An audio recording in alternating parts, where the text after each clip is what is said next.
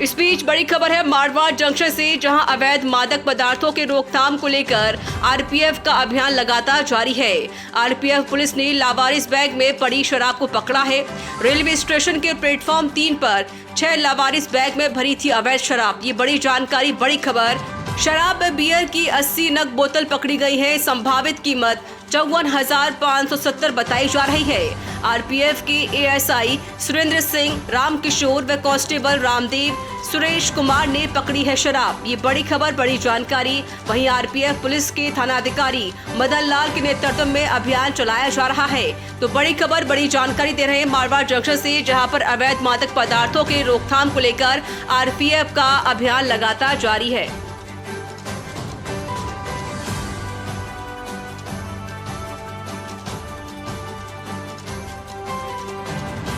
Marwar junction से, जहां अवैध मादक पदार्थों के रोकथाम को लेकर आरपीएफ का अभियान लगातार जारी है। आरपीएफ पुलिस ने लावारिस बैग में पड़ी शराब को पकड़ा है। रेलवे स्टेशन के प्लेटफॉर्म 3 पर 6 लावारिस बैग में भरी थी अवैध शराब। ये बड़ी जानकारी, बड़ी खबर।